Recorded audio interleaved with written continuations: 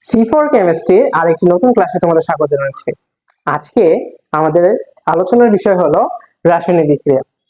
রাসায়নিক বিক্রিয়া কেমিস্ট্রির অতীব গুরুত্বপূর্ণ একটি জিনিস। এই চ্যাপ্টারটা তোমরা মনোযোগ দিয়ে পড়বে। এই চ্যাপ্টারের টপিক 1 হচ্ছে প্রতীক, সংকেত এবং যোজনী। এই তিনটি বিষয় সম্পর্কে তোমার ভালো ধারণা থাকতে হবে। চলো দেখে নেই প্রতীক কি জিনিস। প্রতীক কি জিনিস?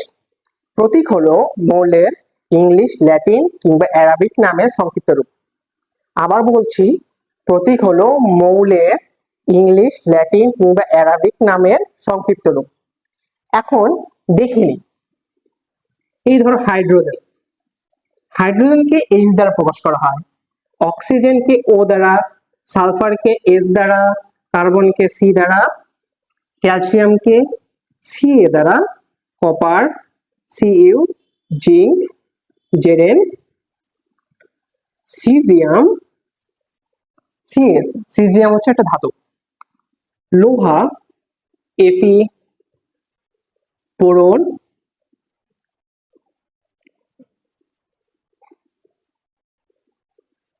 lead, টিন, সোডিয়াম, ম্যাগনেসিয়াম, এরকম আরো অনেক রয়েছে, যেমন ধরো ফ্লোরিন, ক্লোরিন। এখন খেয়াল করো, এখানে হাইড্রোজেনকে বোঝাতে H, অক্সিজেনকে বোঝাতে O, সালফারকে বোঝাতে S, ক্যালসিয়ামের Ca। অর্থাৎ হচ্ছেটা কি, নামের সংক্ষিপ্ত ফর্মটি ইউজ হচ্ছে এখানে। এখন এইগুলো তো ইংলিশ নাম, hydrogen, oxygen, sulphur, carbon, calcium, copper. এখন এখানে Fe, এখানে যেসব জিনিস মার্ক করেছি সেগুলো হলো Fe মানে লোহা। লোহার ল্যাটিন নাম হচ্ছে ফেরাম। এই ফেরামের প্রথম দুটি অক্ষর Fe কিন্তু লোহাকে নির্দেশ করে। তেমনি নাইট্রিয়াম, এটি কিন্তু সোডিয়াম। নাইট্রিয়াম হচ্ছে সোডিয়ামের ল্যাটিন নাম, সেখানে Na ইউজ হয়েছে। তেমনি আরেকটি উদাহরণ হচ্ছে পটাশিয়াম, যেটাকে ল্যাটিন ভাষায় ক্যালিয়াম বলা হয়। অর্থাৎ আবার বলছি, মৌলসমূহের নামের ল্যাটিন, ইংলিশ কিংবা অ্যারাবিক নামের সংক্ষিপ্ত ফর্ম হচ্ছে প্রতীক। এখন দেখা যাক সংকেত। সংকেত সংকেত কি জিনিস? মৌল বা যৌগ সমূহের অণুর সংক্ষিপ্ত রূপ হচ্ছে সংকেত। মৌল বা যৌগ সমূহের অণুর সংক্ষিপ্ত রূপ হচ্ছে সংকেত। অর্থাৎ নামের সংক্ষিপ্ত রূপ হলো প্রতীক এবং অণুর নামের সংক্ষিপ্ত রূপ হচ্ছে সংকেত। যেমন দেখে নিয়ে উদাহরণ দেখা যাক। যেমন অক্সিজেনের অণু O2, হাইড্রোজেনের অণু H2, নাইট্রোজেন অণু N2। তেমনি যৌগের ক্ষেত্রে মিথেন, পানি অর্থাৎ H2O। আরো দেখা যাক অ্যামোনিয়া NH3। আচ্ছা, অ্যাসিড দেখি কয়েকটা। HCl, এগুলো কি জিনিস? এই জিনিসগুলো হলো সংকেত। অর্থাৎ হচ্ছেটা কি, যেমন অক্সিজেনের দুইটি পরমাণু মিলে একটি অণু গঠন করে, হাইড্রোজেনের দুইটি পরমাণু মিলে একটি অণু গঠন করে। এই যে এখানে যৌগের ক্ষেত্রে যদি তুমি দেখো, একটি কার্বন চারটি হাইড্রোজেনের সাথে যুক্ত হয়ে মিথেন গঠন করে। তেমনি H2O, আমরা পানি খাই, সেটি রাসায়নিক ফর্ম হচ্ছে H2O। এই ক্ষেত্রে দুইটি হাইড্রোজেন একটি অক্সিজেনের সাথে যুক্ত হয়ে H2O গঠন করে। আবার অ্যামোনিয়ার ক্ষেত্রে নাইট্রোজেন তিনটি হাইড্রোজেনের সাথে যুক্ত হয়ে NH3 গঠন করে। এই ক্ষেত্রে আমরা কি দেখছি? অর্থাৎ যৌগ বা মৌল সমূহের অণুর সংক্ষিপ্ত রূপ হচ্ছে সংকেত। যৌগ বা মৌলের অণু সমূহের সংক্ষিপ্ত রূপ হচ্ছে সংকেত। এখন যৌগগুলো সংকেত লেখার জন্য তোমাকে যোজনী সম্পর্কে ধারণা থাকতে হবে। চলো আমরা যোজনী সম্পর্কে একটু ধারণা নিয়ে আসি। এখন যোজনী বোঝার ক্ষেত্রে তোমার এই ছকটি খুবই সাহায্য করবে। যোজনী কি জিনিস? যোজনী হলো কোনো মৌল সর্বাধিক যে পরিমাণ হাইড্রোজেনের সাথে বন্ধন গঠন করতে পারে। অর্থাৎ এটাকে তুমি এটি হাতের সাথে তুলনা করো। ধরো এটি হলো অক্সিজেন, এর দুইটি হাত। এই দুইটি হাত দিয়ে সে কয়টি হাইড্রোজেন ধরতে পারবে? সে দুটি হাইড্রোজেন ধরতে পারবে। তাহলে অক্সিজেনের যোজনী হলো 2। যোজনী সে যদি কারো কোনো মৌলের যদি 3টি হাত থাকে, সে 3টি হাইড্রোজেনকে ধরতে পারে। একটু ভাগ করে নেই। এই বিষয়গুলো তোমরা একটু মনোযোগ দিয়ে পড়বে এবং মনে রাখার চেষ্টা করবে। তো প্রথমে আমরা অধাতু নিয়ে একটু কথা বলি। অধাতুর মধ্যে একযোজী মৌলগুলো হচ্ছে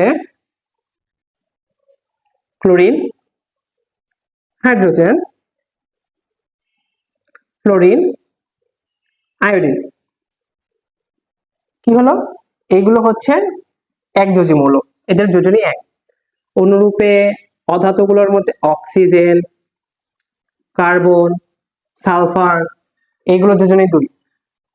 আবার ত্রিযোজীর মধ্যে ফসফরাস, নাইট্রোজেন রয়েছে। চতুর্যোজীর ক্ষেত্রে যে জিনিসটা দেখা যায় তা হচ্ছে কার্বন, সালফার। এখন তোমরা বলতে পারো যে কার্বনের যোজনী তো 2 এবং সালফারের যোজনী 2, তাহলে 4 কেন? তোমাদের ক্লাস 8-এ এইটুকু পর্যন্ত সীমাবদ্ধ যে যোজনী একটাই হয়, কিন্তু তোমরা যখন উপরে ক্লাসে যাবে তখন তোমরা দেখতে পারবে পরিবর্তনশীল যোজনী। এখন এই পরিবর্তনশীল যোজনী কখন দেখায়? স্বাভাবিক অবস্থায় নয়, উত্তেজিত অবস্থায়।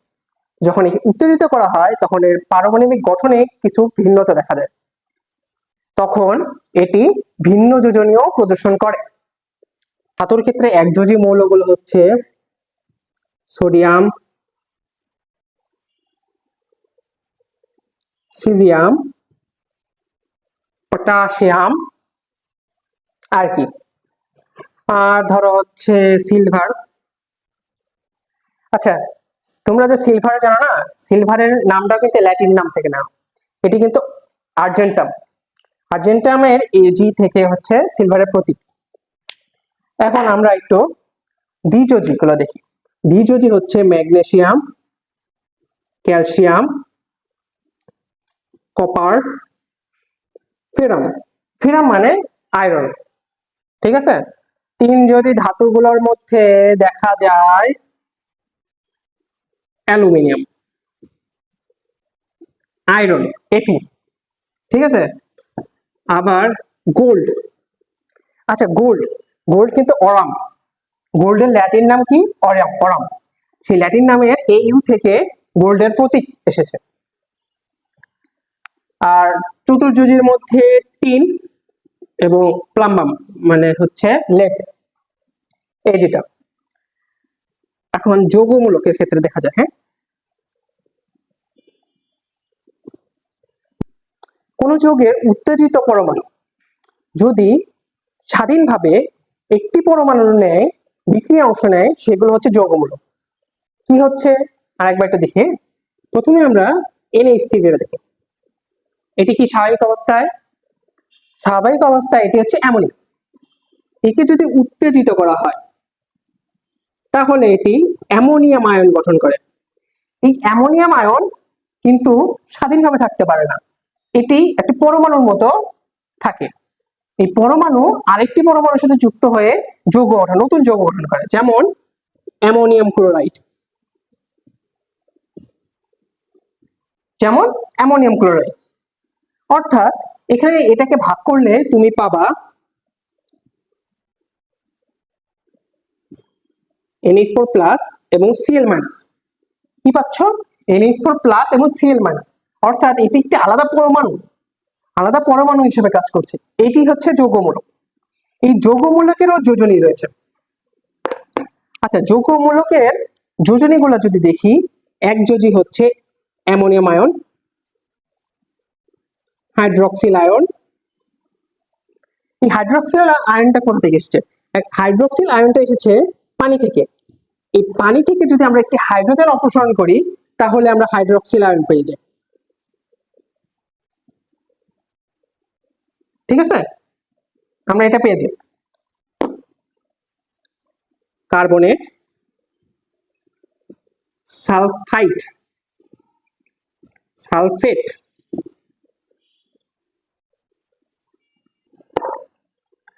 তিন যোজির ক্ষেত্রে হলো PO4 3 ফসফেট। ফসফেট আয়ন হচ্ছে তিন যোজি। তো এখন এই পুরো বিষয়টা আমি আরেকবার সামারাইজ করে দিই। প্রথমে প্রতীক। প্রতীক কি জিনিস? কোন মৌলের ইংরেজি, ল্যাটিন কিংবা অ্যারাবিক নামের সংক্ষিপ্ত রূপ হচ্ছে প্রতীক।